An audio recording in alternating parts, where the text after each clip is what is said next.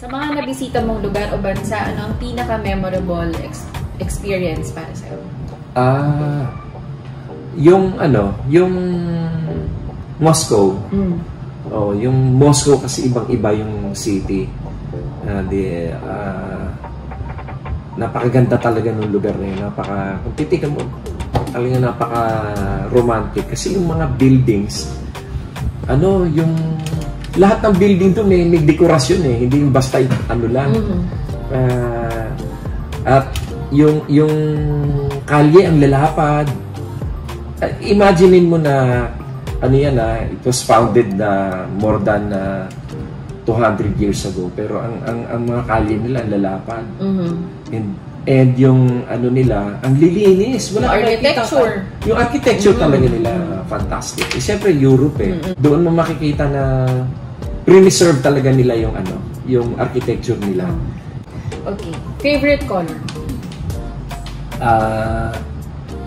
Ang favorite color ko sa shirt ay blue. Red. Pero hindi ako komunista. Favorite cartoon character? Si Speedy Gonzales. Oo. Speedy Gonzales? Oo. Cartoon? Cartoon yun. Meron cartoon yun. Antare. Okay. Akala ko. Yeah, nakakatawa talaga yun. Least favorite? Sunod, si Tweety Bird. Tom and Jerry. O kaya yung Chipmunks. Sila Alvin. Yung Tom and Jerry din. Pero ang pinakagusto ko yung Speedy Gonzales. Okay. Least favorite. Actually, mali ata dapat yung most hated person in the world.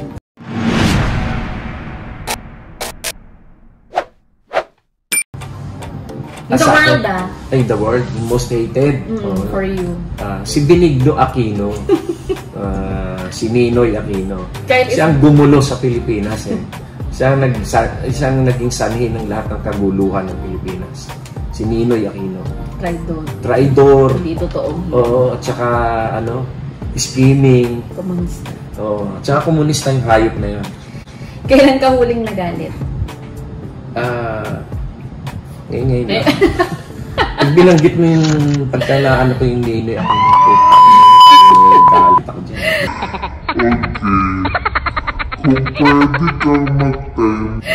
Okay. Kung pwede kang mag-time travel, anong araw o oras ang gusto mong balikan?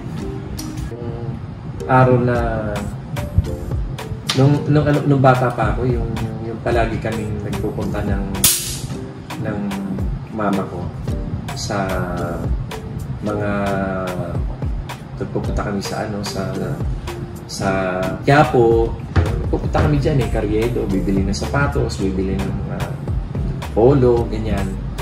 And that was also the time na binilan ako ng mother ko ng lola mo ng gitara na lumanog. Ano yun nung yun ang first guitar mo ka? Oo, 1973 yun 1972, 73. Yung at that time yung lumanog na yun, pag nadadaan ako dun sa Raon, lagi kong tinitingnan yun kasi ang ganda-ganda. At alam mo ba kung magkano lang yun? Noong time na yun? 300 pesos. Comparable na siya noon sa Yamaha. Ang presyo noon, kasing presyo din ng Yamaha. Ang reason lang kung bakit mas gusto kong binili yun than Yamaha, yung ka-level na presyo noon ng Yamaha, yung tuning machine niya, hindi pa gold. Ito, yung maganda na yung tuning head niya. Tapos yung finish niya, napakaganda. Pareho din ng Yamaha. So, ano nga ulit ang mga collection mo? Relo, saka gitara. Okay. Kung pagpipiliin ka, halimbawa, mag-end of the world na, tapos kayagan ka mag-save ng material things. So, mga gitara mo or mga relo? Siguro yung relo, mas mahal Ito. Madam Imelda o Mrs. Gadon? Ay, si Mrs. Gadon, siyempre. BBM or Apolacay? Siyempre, idol ko si Apo Lakay, si President Marcos. Talaga idol na idol Sorry, ko yun. BBM. Of course, si BBM ay aking sinusuportahan and wala akong ibang susuportahan na presidential candidate. Si BBM lang. Okay. Talagang si BBM lang. Ano ka yan? Mission na ng buhay ko yan. Kaya palagi kong pinagtatanggol si Presidente Marcos, si BBM, si Madam Imelda, ang Marcos Senator family. Amy. Oo. Senator Amy, pinagtatanggol ko sila kasi gusto ko na malinis ang pangalan nila. Maitama natin yung kamali ang ginawa ng history sa kanila, nakagagawa ng mga Aquino, ng mga Dilawan, lahat ng kasinungalingan talagang ibinato sa kanila. Mabuti na lamang at ngayon nare-realize ng mga tao na talagang maganda pala ang pamamalakad ni President Marcos at yung mga ibinibintang sa kanya ay lahat puro paninira at puro kasinungalingan.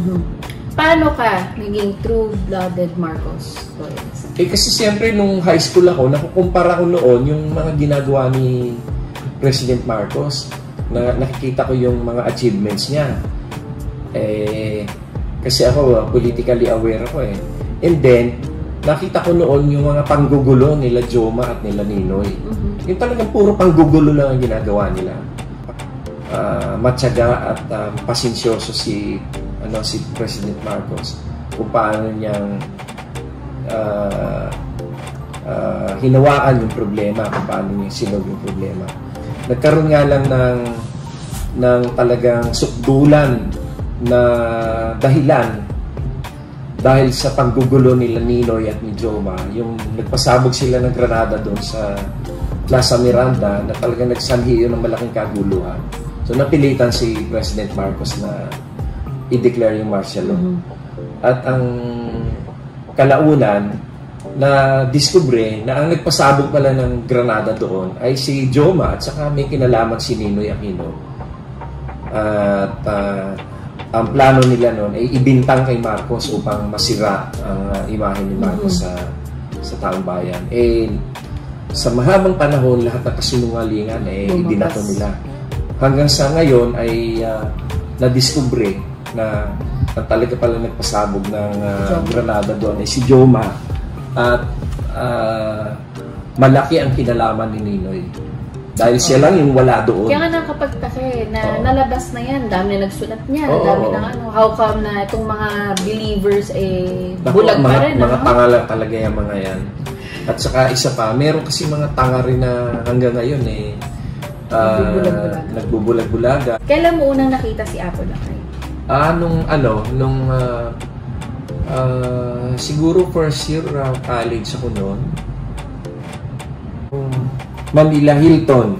Manila Hilton kasi nandun kami sa lobby kasi sa mga hotel noon, yung mga pagkagusto mong kumain o uminom, merong mga pwesto doon sa lobby mismo. Meron palang event doon sa second floor na ang guest speaker ay si President Marcos. So nung nalaman namin yun, nagsuguran yung mga yung mga PSG. Doon namin nalaman na si President Marcos pala ay darating. So, nagtumayo lang kami at doon lang sa cordon, doon lang kami nakita namin siya. And Marcos loyalist ka, tsaka talagang pinitira mo yung mga Dilawan. Ano yung, kung halimbawa makakarating sa kanya yung message mo, ano yung sasabihin? Yung kung ngayon, ay yung ipagpatuloy niya yung industrialization ng bansa. We were on our way to industrialization kasi inaayos na nga niya yung power supply at na-attract na natin dito yung mga yung mga multinational companies, Alam mo ba dati andito yung Levi's, andito yung Adidas, andito yung Gap, andito yung ang daming mga dito ang factories nila, yung Phelps Dodge, Wrigley's, ano pa ba, yung malalaki. Ang dami-daming mga companies na dito noon kaya yung mga Pilipino noon, ang daming trabaho na available. Nawala lahat yan noong mapatalsik nila si Marcos doon sa peke na EDSA Revolution. nagsialisan yung mga kumpanya niya. Siyempre. Kasi nagmahal yung kuryente, nagkaka-brown out. Yung security issues like lagi silang kinikikila ng mga komunista, ng NPA. Kinikidnap yung kanilang mga executives, hindi sila nagbigay ng yung revolutionary tax. Sinusunog yung mga truck nila pag hindi sila nagbigay ng pera sa NPA. So nag-alisan yung mga malalaking kumpanya rito. Nagbunga yun ng pagkakawala ng trabaho ng mga Pilipino. Kaya doon naman nag-umpisa na magtrabaho sa abroad mga Pilipino dahil nung time na yun. Ganun ang mga nawala ng kasi yung mga skilled workers, diba? Mas malaki ang sweldo doon kaysa dito. At saka nung panahon nun, mayroon pang car program si President Marcos na ang mga car manufacturers ay inalaw niya na mag-assemble ng kotse dito. Pero mayroon siyang requirement na at least mga 20% ng components niya ay manggagaling dito sa Pilipinas. Para nga naman may kita rin ang Pilipinas. Gaya halimbawa yung mga upholstery, kailangan dito gawin yung mga harnesses niya, yung sa ilaw, yung mga koneksyon. Dito ginagawa yan. Anong car? Andito na yung Toyota, yung Ford, may ibang car manufacturer, Mitsubishi. Meron pa yung mga transmissions dito ginagawa, tapos ine-export yun para gamitin sa ibang bansa yung mga transmission na ginagawa dito ng Mitsubishi. At saka yung mga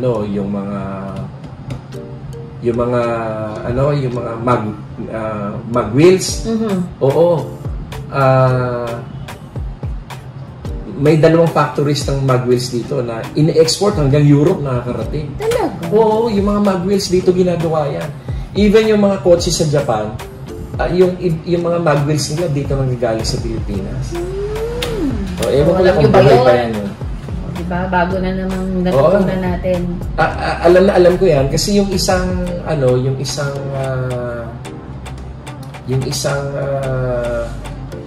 mag wheels sa manufacturer, yung plant. Napasyalan ko pa yun doon sa Laguna. Tapos doon ako nakita talagang Nangyari na yung EDSA, tingnan to. Kanwari buhay pa si President Marcos. Ano yung magiging message mo sa kanya? Bilang isang attorney Larigadon na loyalista, tsaka para matanggal yung ano tawag mo dito, yung dilaw sa government, sa politika, tsaka sa isipan ng mga tao. Ano yung magiging message mo kay President Marcos? Well, kung buhay pa siya, ang message ko sa kanya ay pasasalamatan ko siya doon sa kanyang nagawa na nai-unite niya yung bansa. Biro mo, napakahirap ng sitwasyon natin. Sabihin mo, kanwari kausap mo siya. President Marcos, maraming salamat sa iyong pagbibigay ng bagong imahe ng Pilipino na nakilala tayo sa buong mundo. Maganda ang iyong pamamalakad ng bansa, maganda ang iyong mga sinimulan, yung mga infrastructure na ginawa mo, yung iyong mga proyekto na kung sana ay natuloy lahat dahil na pinigilan nila, kagaya ng LRT, yung public transport, yung mga highway, kung natuloy lahat yan, talagang napakaunlad talaga ng Pilipinas. Kaya, at yung pride na naibigay mo sa mga Pilipino na nakilala tayo sa buong mundo, ay yun ang dapat ay pasalamat ng sambayan ng Pilipino sa iyo. Okay. Thank you. Thank you very much.